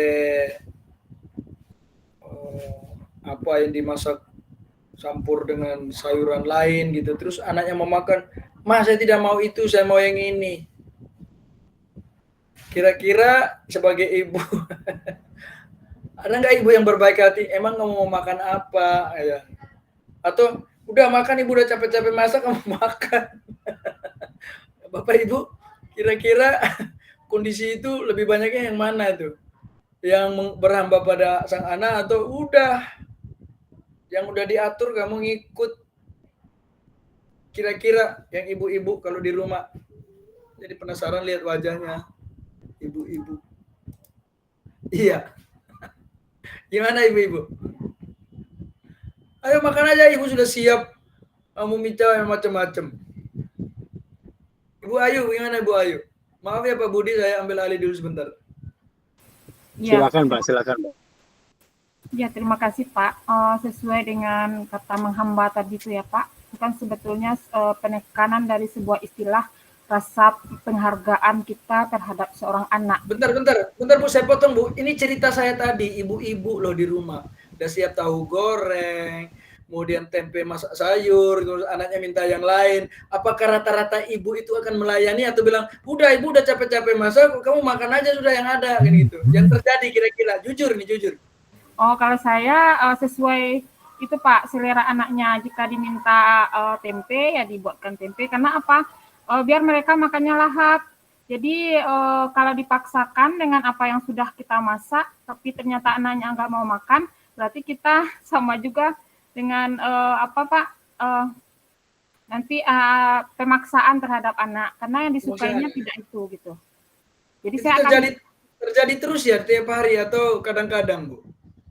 Jujur aja. Biasanya saya sudah tahu aja Pak kesukaannya masing-masing apa. Luar biasa. Ya. Ibu yang luar biasa. Ibu Rami gimana Ibu Rami? Jadi penasaran saya sama Ibu Rami. Iya Pak, terima kasih Pak. Kalau boleh jujur Pak, mungkin dalam analogi saya tadi, saya pribadi terkadang ada sekian persen saya memaksakan ke anak gitu Pak. Kalau yang selama ini mungkin Pak, saya berharap dengan adanya materi ini saya akan berubah begitu Pak, mempraktekkan juga ke peserta didik gitu. Selama ini memang yang ya udah kamu hargai dong masakan ibu gitu, ibu bisanya ini, kamu harus makan begitu Pak. Kalau dalam settingan tadi Pak. Cuman kalau dibawa kepada kita mendidik siswa atau menuntun siswa, mungkin kita bisa lebih lagi melayani mereka dengan sepenuh hati, menjadi memberikan pelayanan prima kepada mereka Pak. Ketika mereka maunya yang seperti ini, ya udah kita suguhkan. Ketika mungkin gaya belajar mereka dengan kinestetik, oke, kita berikan dengan cara seperti itu Pak. Tapi kalau dalam settingan di keluarga tadi, saya jujur pribadi masih Pak on off gitu Pak. Kadang diturutkan, kadang enggak. Oke, baik Bapak Ibu. Kita sama-sama melihat ya, mengapa sih Bapak Ki Hajar Dewantara ini menggunakan kata menghamba ini. Ini Bapak Ibu ada ceritanya nih. Mana lagi ceritanya? Nah, ini ceritanya Bapak Ibu. Ini ceritanya kan Bapak Ibu mungkin sudah pernah membaca di eksplorasi konsep juga. Pemikiran tentang berhamba pada anak ini tercetus dari suatu penyesalan yang pernah dirasakan oleh Suwardi ketika menghadapi suatu pekerjaan yang belum terselesaikan. Ini di negara Belanda waktu itu sebagai wartawan beliau, sebagai juga tahanan sekaligus wartawan ya. Tangis asti anaknya yang tiada henti-hentinya dirasakan sebagai suatu hambatan yang mengganggu tugasnya. Lalu dengan serta-merta diseretnya anak itu keluar dan tanpa pikir panjang dibiarkan asti kecil menangis di balik hempasan pintu rumah. Waktu itu kan musim salju ya. Salju yang berjatuhan di jendela tiba-tiba menyadarkan kekalutan pikirannya. Dia lari secepatnya lalu dibukanya pintu dan asti sudah tampak biru. Dingin Bapak Ibu. Menggigil kedinginan. Suwardi menyesal, sangat menyesal. Sambil memeluk anaknya yang sedang tersengal-sengal berurai air mata itu terucaplah kata kasih sepenuh hati. Kowe bakal ledak mulya ake selawase. Artinya selamanya engkau akan aku muliakan. Tuhan mendengar kata umatnya, apa yang akan terjadi, terjadilah. Asti tidak pernah dapat mengurus dirinya sendiri hingga sekarang. Seluruh keluarga selalu berusaha untuk dapat melayani keperluannya. Pengalaman Suwardi menjadi salah satu teori pendidikan dalam perguruan yang dicita-citakan. Nih Bapak Ibu, ketika Bapak Ibu berada di sekolah, Bapak Ibu coba pikirkan kondisi yang ada ini. Bapak Ibu abaikan kebutuhan anak. Dia nangis itu pasti ada perlunya. Tetapi karena kita lebih sibuk dengan diri kita, maka kita abaikan kebutuhannya. Dan ketika telah terjadi hal yang menakutkan seperti ini, barulah kita menyesal. Orang bijak mengatakan, sesal dahulu pendapatan, sesal kemudian tak ada gunanya. Dan ini yang terjadi. Karena itulah konsep menghamba tadi. Sehingga beliau mengatakan, menghamba itu bebas dari segala ikatan, dengan suci hati mendekati sang anak, bukan untuk meminta sesuatu hak, melainkan untuk berhamba. Ini Bapak Ibu. Nah, di tangan Bapak Ibu lah, ini pokok pendidikan harus terletak di dalam pangkuan ibu bapak. Karena hanya dua orang inilah yang dapat berhamba pada sang anak dengan semurni-murninya dan seikhlas-ikhlasnya. Jadi mengapa orang selalu mengatakan menjadi guru itu adalah tugas yang mulia? Karena ini Bapak Ibu. Lalu bagaimana dengan kondisi guru yang selalu menghukum siswa? Bagaimana dengan kondisi guru yang selalu memarahi siswa? Apakah dia telah datang dengan suci hati mendekati sang anak? Atau dia datang untuk meminta hak? Jadi konsep berhamba ini berpihak pada anak seperti yang tadi disebutkan oleh beberapa ibu. Menjawab kebutuhan anak. Dengan cara apa Bapak Ibu? Memetakan kebutuhan anak seperti apa. Karena Bapak Ibu juga bukan Wonder Woman. Semua kebutuhan anak masing-masing pribadi, kalau ibunya mengajar 5 kelas paralel, satu kelas terdiri 32 kali 5 berapa? 160. Bayangkan 160 anak dilayani satu persatu. Gurunya bisa opname Bapak Ibu. Tapi bukan itu maksudnya. Maksudnya adalah ketika Bapak Ibu berada di sekolah, lihatlah kebutuhan apa yang bisa melayani anak-anak. Kalau Bapak Ibu hanya monoton dengan satu metode terus-menerus, bahwa anak yang lain akan terganggu. Karena ada yang belajarnya mungkin senang dengan yang santai, ada yang belajarnya senang dengan yang sangat serius, ada belajarnya dengan membutuhkan media pembelajaran, ada yang belajarnya senang dengan mendengarkan audio, ada yang bisa dengan membaca buku, ada yang harus menonton dulu, ada yang harus bermain peran dulu. Nah ini kalau semua dilakukan oleh guru di dalam pembelajarannya, maka sebenarnya dia sudah menjawab kebutuhan anak-anak yang beragam itu. Tetapi kalau guru hanya monoton dengan satu metode, dengan satu pemahaman, saya sudah memberi informasi, ya ceramah aja semuanya, sudah selesai. Itu yang tidak berhamba pada anak. Tidak ikhlas. Karena dia tahu pasti beragam, heterogen. Tadi kan ada pertanyaan yang begitu, bagaimana ya Bapak? Iya seperti itu. Bapak Ibu jangan mengajar dengan menggunakan satu metode, multi metode, multi strategi, multi approach, multi pendekatan. Pembelajaran yang melibatkan anak, student center. Terlibat dalam rangkaian pembelajaran yang mengaktifkan mereka, itu menghamba kepada anak. Karena banyak anak yang membutuhkan beragam kebutuhan. Tapi kalau jawab satu-satu kan susah gurunya. Nah makanya strateginya seperti itu Bapak Ibu. Tak bisa 10 anak dijajarkan satu-satu, kapan waktunya? Waktu kan terbatas Bapak Ibu. Tapi dengan cara yang seperti tadi, Bapak Ibu sesungguhnya sudah berhamba pada anak. Ya, sekali lagi dimohon kepada Bapak Ibu untuk benar-benar menyadari itu, kebutuhan anak yang beragam. Nah ini kan untuk berhamba pada anak yang berpusat pada murid. Perlu juga Bapak Ibu ketahui bahwa anak bukan kertas kosong. Jadi jangan mengatakan, akulah satu-satunya sumber informasi. Akulah satu-satunya contoh dan teladan di sekolah ini. Budaya akulah yang harus diterapkan. Kan tidak bisa begitu Bapak Ibu. Karena anak lahir dengan kekuatan kodrat yang samar-samar. Dan masing-masing anak itu unik. Tujuan pendidikan adalah menuntun atau memfasilitasi atau membantu anak untuk menebalkan garis samar-samar agar mereka dapat memperbaiki lakunya untuk menjadi manusia yang seutuhnya. Bagaimana menebalkannya? Yang tadi saya sudah bilang. Cara menebalkannya itu dengan apa Bapak Ibu? Kekuatan konteks diri anak dan sosial kulturalnya. Ini saya contohkan di Sekolah Sanggar Anak Alam. Bapak Ibu lihat bagaimana di setiap tahapan perkembangan anak ini mereka layani sesuai dengan tahapan yang benar. Jadi kalau anak PAUD 0 sampai 8 tahun itu anak memang diberi kesempatan untuk menggunakan raga, indera, imajinasi. Ini wiraga seutuhnya. Jangan campur, anak PAUD harus bisa menulis, anak PAUD harus bisa membaca. Kalau tidak orang tuanya stres, saya tidak mau masukkan ke TK itu kurang bagus. TK yang itu terlalu banyak bermainnya. Nah ini kalau orang tua yang tidak ngerti. Kalau orang tua yang mengerti dan kita sosialisasi dengan baik, memang di umur 0 sampai 8 tahun itu anak harus diberi kesempatan lebih banyak wiraganya. Karena apa? Secara kinestetik, fungsi-fungsi tubuhnya itu belum sepenuhnya baik Bapak Ibu. Makanya dia harus melatihnya dengan baik. Caranya dengan apa? Dengan bermain.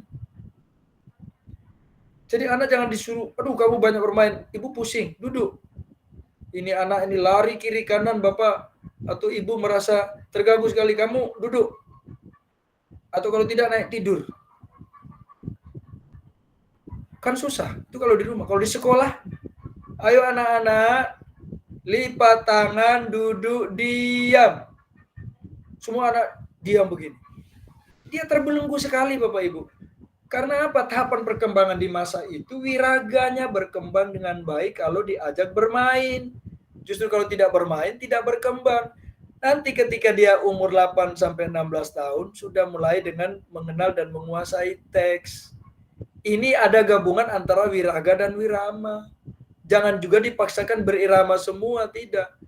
Karena di sini masih bermain loh, sampai anak SMP itu kalau masih bermain jangan dilarang Bapak Ibu. Diarahkan permainannya yang seperti tadi, yang mengasah budi pekerti mereka. Gitu.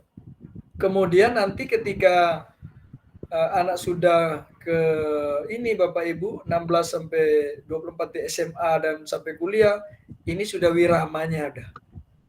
Anak sudah bergerak pada kemauan-kemauan pilihan-pilihan dia sesuai dengan irama hidup yang ada.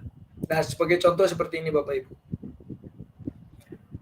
Masa kanak-kanak aktif bergerak ke sana kemari, mencoba ini dan itu, menanyakan semua hal tanpa rasa lelah di badannya. Satu-satunya hal yang membuat mereka lelah adalah istirahat. Jadi kalau anak kecil itu disuruh istirahat, itu buat dia capek. Makanya dia, kenapa kamu ngelamun? Enggak tahu. Dia duduk gini, karena dia dilarang bermain. Dia merasa sangat capek dan lelah. Tapi kalau guru yang mengerti, silakan mau bermain apa ini ibu tunjukkan. Ayo main gambar-gambar atau main masak-masak atau main apapun silakan. Nah Bapak Ibu jangan kaget sekarang kalau di Cina kurikulumnya dirombak. Saya nonton di YouTube, di TV juga. Bagaimana kurikulum di sana sekarang sudah kecenderungannya ke life skill Bapak Ibu, keterampilan hidup. Jadi anak-anak TK itu udah belajar masak mereka. Karena mereka sambil bermain, kan senang mereka masak-masak. Tapi justru mereka sudah bisa menyiapkan sarapan. Mereka justru bisa menyiapkan menu makan malam. Di rumah ini Bapak Ibu. Karena ternyata secara administratif, kalau terlalu banyak teori, malah anak-anak itu tidak punya kecakapan hidup dan untuk survive, untuk selamat tadi agak sulit. Makanya jangan kaget anak-anak kita tamat SMA pada nganggur, duduk, dia nggak tahu mau buat apa. Karena dia tidak dilatih dengan kecakapan hidup dari kecil. Nah bayangkan kalau di Cina sekarang sudah seperti ini. Mereka sudah dilatih soal sepatu loh. Banyak-banyak kemarin saya lihat, waduh beragam kegiatan. Anak TK. Memang ini kondisinya bermain itu, tidak dikasih membaca dan sebagainya, tidak. Kasih keterampilan.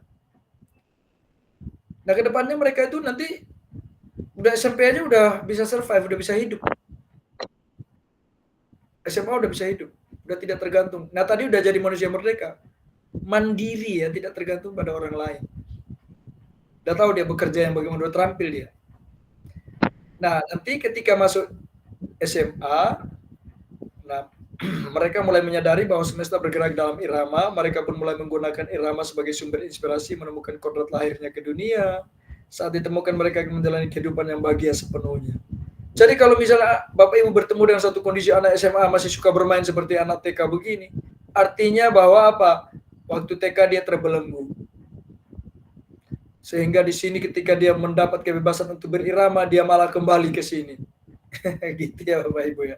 Nah Bapak Ibu, menebalkan laku sesuai dengan sosiokultural itu di beberapa tempat di daerah ini sangat beragam, seluruh Indonesia. Misalnya di Manggarai di Nusa Tenggara Timur itu ada Toing Titong Toming, mengajar menuntun teladan. Di Jawa Barat ada Niti Surti, Niti Harti, Niti Bakti, Niti Jadi. Kemudian di Bali ada Trita Karana, harmoni dengan Tuhan, manusia dan alam. Lalu di Tulang Bawang ada Nemen Nedes Nerimo.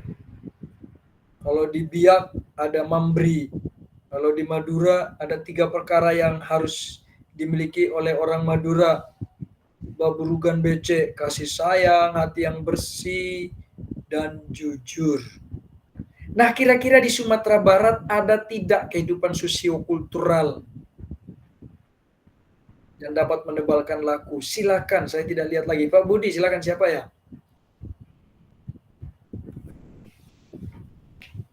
Sebentar Pak.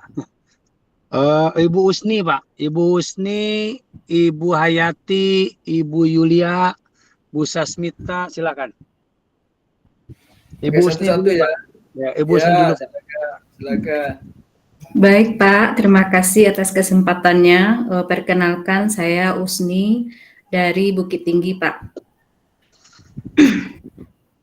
Kalau di Sumatera Barat ada falsafah pendidikannya juga Pak, prinsip pendidikannya alam tak kambang jadi guru Pak. Alam tak kambang jadi guru. Oke. Ini yang mengenai pendidikan. Ada juga artinya apa tuh Bu?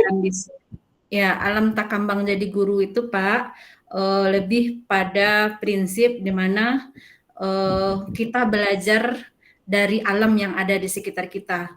Banyak pelajaran-pelajaran yang bisa kita ambil dari kondisi alam kita. Misalnya dahulu Pak, kalau bapak saya yang paling berkesan bagi saya, dia banyak petatah petitih gini Pak. Dulu pernah beliau berkata kepada saya, Usni, perempuan itu seperti bunga katanya. Dia mekar, harum, tapi jangan seperti bunga durian. Kenapa bunga durian Pak? Saya tanya seperti itu. Ya bunga durian itu dia mekar, tapi karena saking mekarnya sampai pecah, sampai merusak dirinya sendiri. Seperti itu Bapak saya mengajarkan Pak, sampai sekarang masih luar biasa. Waduh, ini luar biasa loh. Ini pembelajaran di Sanggar Anak Alam mungkin mengambil konsep ini ya. Oke.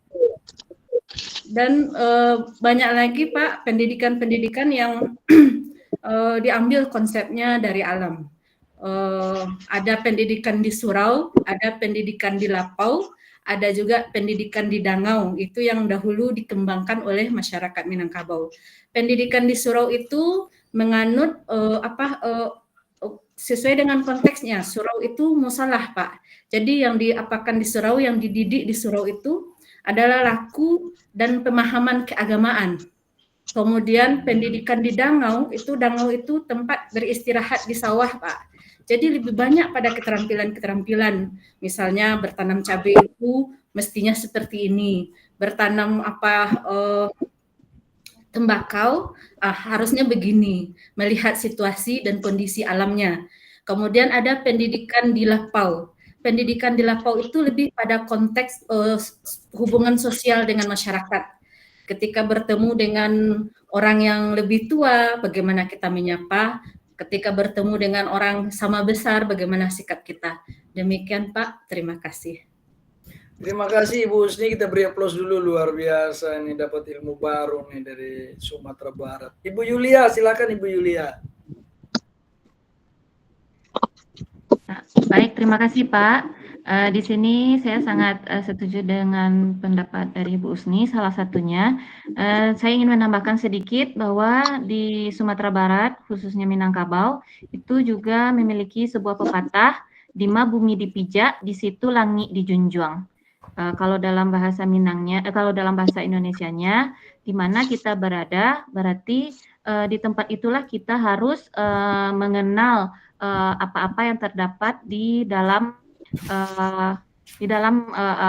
kebiasaan tersebut, karena hal itu sesuai dengan kodrat menuntun pada falsafah Ki Hajar Dewantara, di mana kita harus menuntun siswa memiliki keterampilan yang ada pada abad sekarang, yaitu abad 21, kritis, kreatif, kolaboratif, mungkin juga komunikatif. Nah, itulah salah satu falsafah yang ada di Minangkabau, di ma bumi dipijak, di situ langit dijunjung.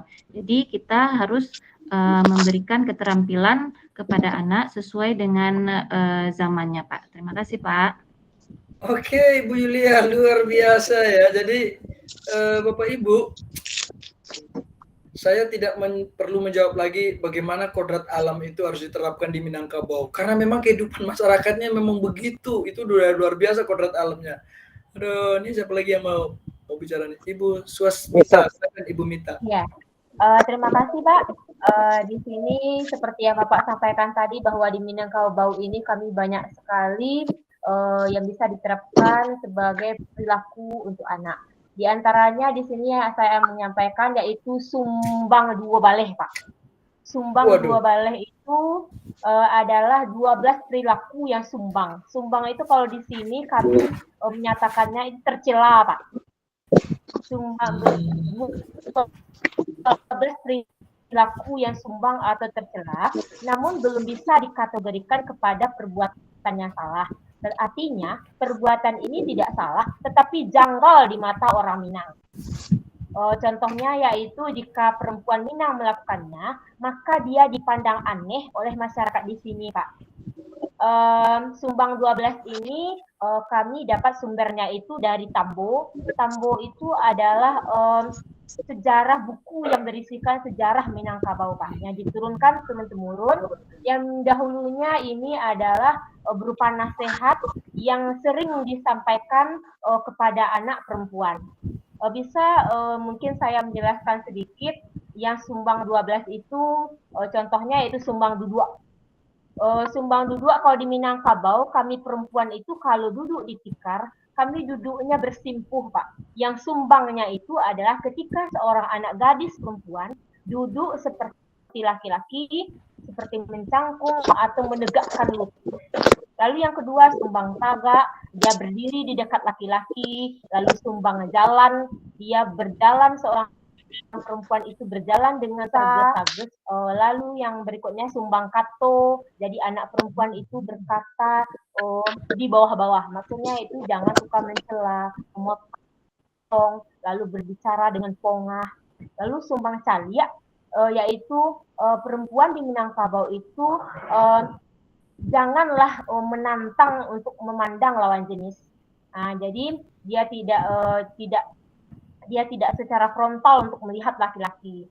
Lalu sumbang makan, seperti yang biasa juga yang di Indonesia, kalau makan itu pelan-pelan, jangan membuka mulut selebar-lebarnya, lalu sendok dengan garpu tidak beradu dengan gigi. Lalu sumbang pakai, ada sumbang karajo, lalu sumbang tanyo, sumbang jawe. Sumbang jawe itu kita menjawab pertanyaan seperlunya saja.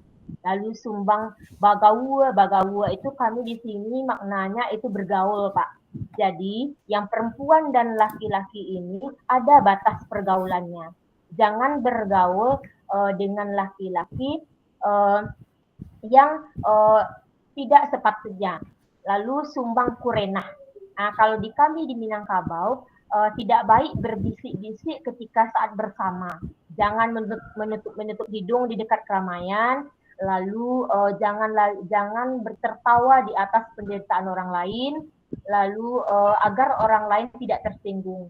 Mungkin seperti itu pandangan salah satu contoh yang bisa saya sampaikan tentang sosial kultural yang bisa kami terapkan di Minangkabau sesuai dengan budi pekerti, yaitu sumbang duo baleh, Pak. Terima kasih. Oke, luar biasa. Ibu Sasmita, apakah ini udah diterapkan di sekolah atau belum ya? Dalam pembelajaran Minangkabau kami sudah menerapkan, ada kurikulum di Sumatera Barat ini, namanya kalau saya masih memakai budaya alam Minangkabau. Di sini sudah ada dijelaskan, Pak, di masing-masing kelas. Misalnya di kelas 4 mungkin yang diajarkan hanya 3 sumbang saja, lalu dilanjutkan di kelas 5 nanti berapa sumbang lagi. Itu sudah terimplementasi dalam pembelajaran kurikulum BAM kami, Pak. Luar biasa. Nah, terima kasih banyak ya. Ini berarti kalau ngomong tentang kodrat alam ini udah tidak perlu repot-repot ini. Ibu Nur Afni Imran, bagaimana? Assalamualaikum warahmatullahi wabarakatuh, Pak. Waalaikumsalam. Baiklah, Pak. Saya CGP Angkatan 11 dari Kota Bukit Tinggi juga. Dari kelas 11 187 dengan Fasil Pak Budi. Di sini saya mungkin akan menambahkan sedikit dari tadi jawaban teman-teman sebelumnya dari Ibu Yulia Primadewi dan Bu Suamita. Di sini satu lagi itu yang kita pakai di Minangkabau untuk menebalkan laku itu, Pak, ada namanya katonan ampe. Di mana katonan ampe itu cara kita bersikap, berkata, yang pertama itu mandaki, namanya kato mandaki itu kepada orang yang lebih tua.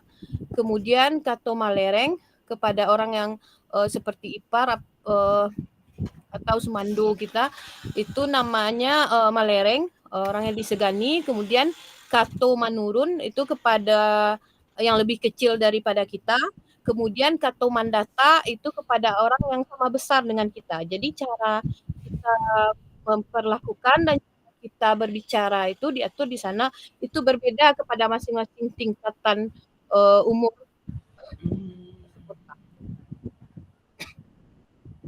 Nampe namanya. Oke, baik, luar biasa. Terima Waduh, kasih, Pak. tambah ilmu lagi nih jadinya nih. Luar biasa nih. Kita beri aplaus dulu nih. Tadi ada Ibu Nur Baiti. Silakan Ibu, mau sampaikan apa? Baik, terima kasih Bapak. Menyambung apa yang disampaikan oleh ibu-ibu tadi Bapak mengenai sumbang duo baleh, yang mana sumbang itu berarti yang tidak boleh dan ganjil atau yang tidak enak untuk dipandang ataupun dilihat begitu Bapak. Jadi untuk sumbang duo baleh ini itu biasanya peran ibulah yang berperan aktif untuk memberikan tuntunan kepada anak. Jadi sumbang duo baleh itu kenapa diprioritaskan kepada wanita? Karena wanita itulah yang akan melahirkan generasi-generasi mendatang. Sehingga sumbang duo baleh itu identik hal-hal yang tidak diperkenankan bagi anak perempuan untuk melakukannya. Demikian Bapak, terima kasih. Oke, terima kasih Ibu Nur, luar biasa ini. Waduh, kaya sekali ya Sumatera Barat. Ibu Airina, bagaimana? Assalamualaikum warahmatullahi wabarakatuh. Waalaikumsalam. Terima kasih Pak.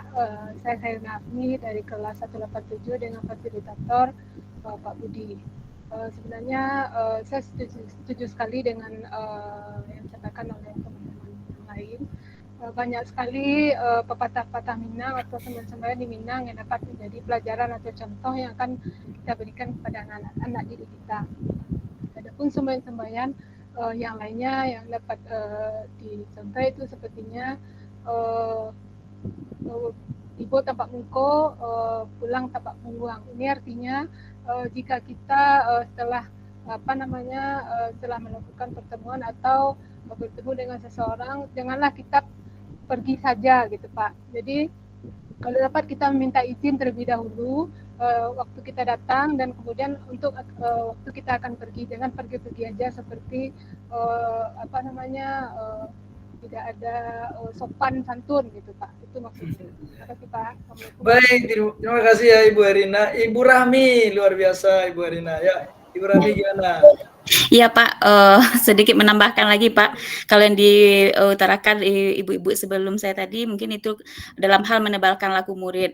Nah ini di Minang kami juga punya pepatah Pak yang mungkin bagi kita pendidik harus kita pegang juga. Pepatahnya jangan meminta sisiak kalimbe. Mungkin dalam bahasa Indonesia jangan pernah meminta sisik kepada ikan lele begitu Pak. Jadi bagaimana kita jangan meminta siswa itu berbuat sesuatu yang mungkin tidak bakatnya, yang mungkin tidak dia suka itu Pak. Jadi pepatah Minangnya yang untuk bisa mungkin kita sebagai pendidik harus memang pegang juga, jangan meminta sisiak kalimbe itu Pak. Ya, jawab Pak. Terima kasih. Oke, luar biasa. Berarti itu udah konsepnya. Benar ya, jadi Bapak Ki Hajar Dewantara itu sebenarnya mengumpulkan begitu banyak kearifan-kearifan lokal seluruh Indonesia dihimpun jadi satu, makanya muncullah pendidikan filosofis menurut Ki Hajar Dewantara ini. Beliau mengumpulkan dari semua daerah ini ya, termasuk di Minangkabau, karena tadi itu loh, sudah menuntun segala kekuatan kodrat itu benar-benar menuntun anak sesuai dengan kodratnya, itu luar biasa itu. Jangan meminta sisi apa itu. Iya. Pak Abdullah gimana Pak Abdullah? Baik Pak, terima kasih banyak Pak, karena tadi mengenai Minangkabau, di sini saya sedikit menambahkan dari apa yang sudah disampaikan oleh Bapak Ibu yang tadi, bahwasanya di Minangkabau itu juga dikenal dengan nama adat berseni syarat berseni kitabullah. Sehingga di Minangkabau itu setiap apapun yang sudah dikerjakan itu tidak boleh terlepas dari syariat Islam. Seperti itu Bapak. Jadi semuanya dilandaskan kepada Al-Quran, sehingga orang Minang itu lahir kuat dengan agamanya gitu. Mungkin itu saja Pak, terima kasih. Assalamualaikum warahmatullahi wabarakatuh.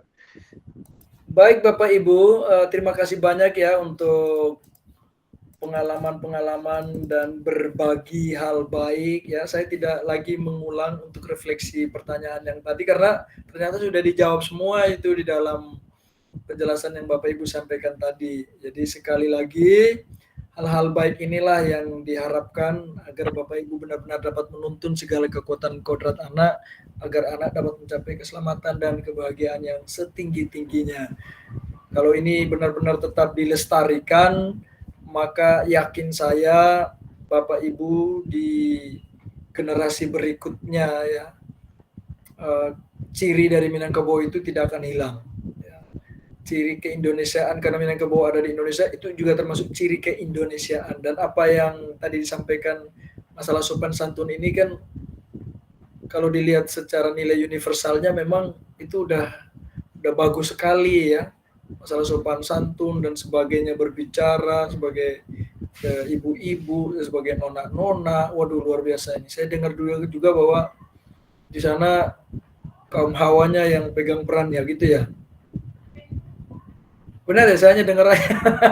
Jadi kalau di sana agak terbalik dengan budaya kami. Kalau di budaya kami kan paternalistik ya, jadi bapaknya ini. Kalau di Minangkabau malah ibunya ini. Oke, saya milenial namanya Pak. Iya. Nanti ya kita cerita-cerita karena waktu kita sangat terbatas. Sekali lagi saya mengucapkan terima kasih banyak untuk pertemuan hari ini.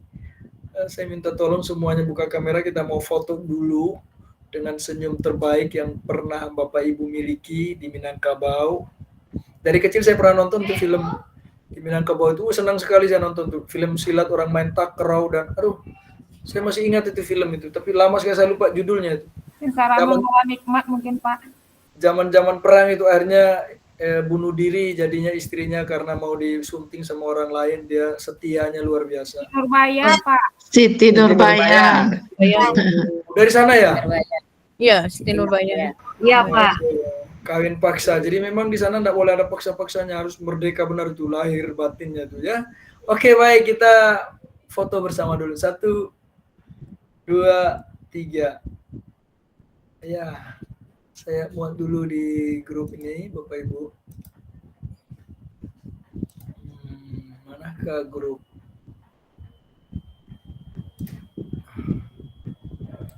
Sebentar ya Bapak Ibu ya. Nanti terlupakan kalau tidak dimuat ini. Apalagi saya akan banyak cerita tentang Minangkabau hari ini.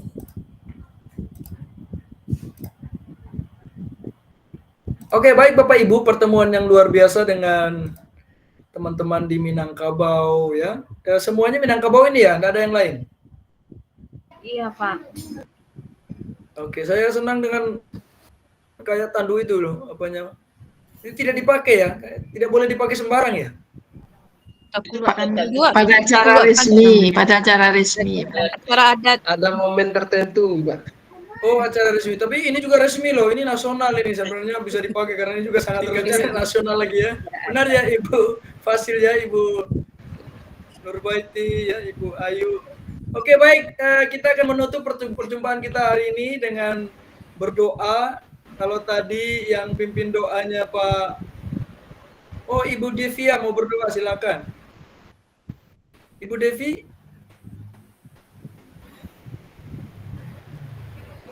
Mana Ibu Devi ini? Halo Ibu Devi. Oh. Mungkin terpencet, Pak. Oh iya, kalau begitu yang berdoa boleh ibu-ibu ya. Ibu Yulia kalau gitu, silakan Ibu Yulia. Izin Pak, sebaiknya bawa Bapak Pak, Pak Abdullah Pak. Oh begitu, sebaiknya Bapak. Katanya tadi Ya, pemimpinnya di sana ibu-ibu, makanya saya mau tahu ini ibu-ibu. Kalau untuk berdoa keagamaan lebih Bapak-bapak, bagus. Pak. Masih Oh, ada untuk laki-laki. Bapak. Oh, iya. Saya pikir untuk semua hal. Oke deh, agak baik. Pak Abdullah silakan. Baik, terima kasih Pak banyak Pak untuk menutup kegiatan kita pada sore hari ini, Bapak Ibu semuanya. Mari sama-sama kita bersyukur kepada Allah dengan baca Alhamdulillahirabbil alamin. Kita sempurnakan dengan doa kepada majelis. Subhanaka Allahumma wa bihamdika asyhadu an la ilaha illa anta astaghfiruka wa atubu ilaik. Assalamualaikum warahmatullahi wabarakatuh.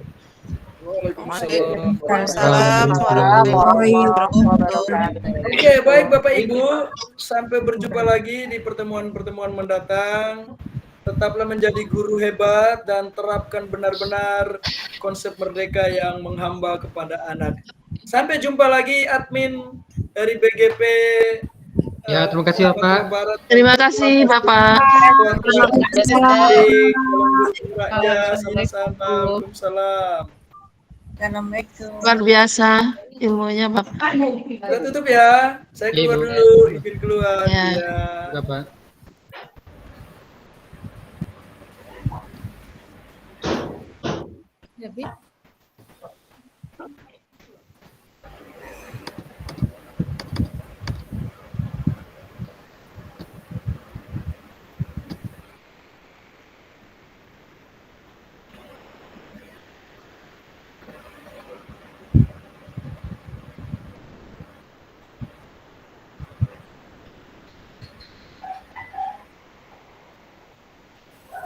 Ayo ibu-ibu, kita live lagi. Masih candu Bu Ayu. Iya, sepertinya Bu Rahmi.